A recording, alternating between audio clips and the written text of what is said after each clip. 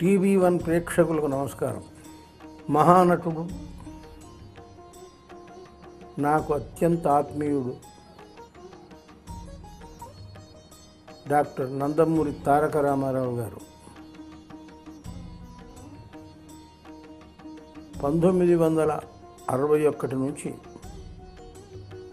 నాకు పరిచితుడు.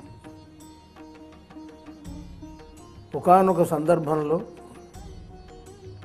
అంతవరకు వారు నా గురించి వింటూ ఉండడం, నేనేమో ఆయన గురించి నా బాల్యం నుంచి సినిమాలు చూస్తూ ఉండడం, అది జరిగింది. అయితే ఒక సన్నివేశంలో వారు అంతకుముందే నా గురించి తెలుసుకున్నవారు, గీతరచన చేస్తాను నేను, ఆకాశవాణిలో గేయ నాటికలు కూడా ప్రసారమైనవి. ఇవన్నీ తెలుసుకొని మీరు సినిమాల్లోకి ఎందుకు రాయరు, ఎందుకు రాలేదు, ఎందుకు రాయకూడదు మీరు అన్నారు. అంటే నేను లెక్చరర్గా ఉన్నాను. నేను ఇప్పుడు ఉస్మానియా విశ్వవిద్యాలయంలో. నన్ను రాయమని అడిగిన వాళ్ళు ఉన్నారు, కానీ ఇంతవరకు నేను ఒప్పుకోలేదు.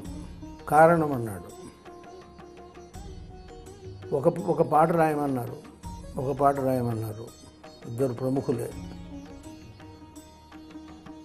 మొత్తం పాటలు, ఒక సినిమా, నా మొట్టమొదటి సినిమాలో మొత్తం పాటలు అయితే రాస్తాను అన్న మానసిక నిర్ణయం నాది ఒకటి ఉంది.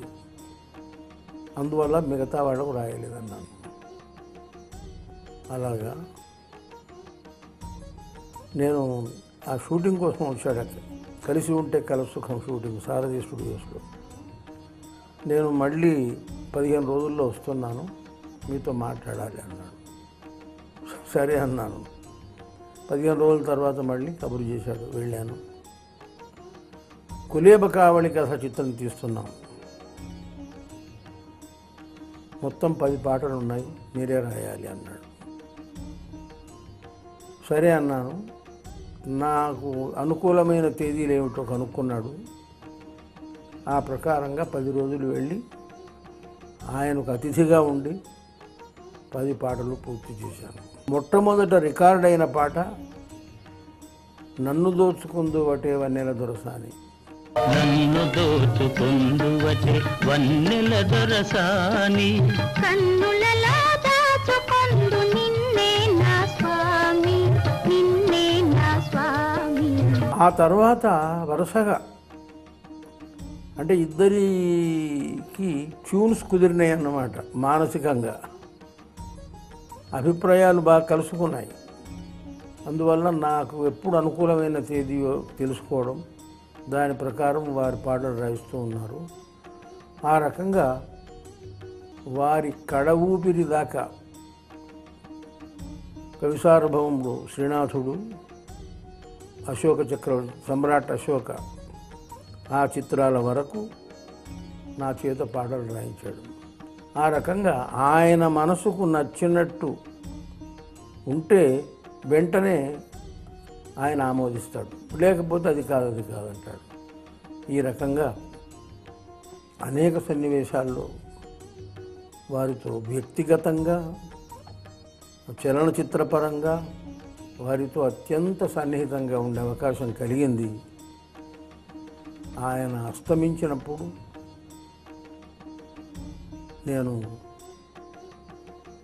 అలా పడుకోబెట్టిన ఆయన శరీరాన్ని చూసి,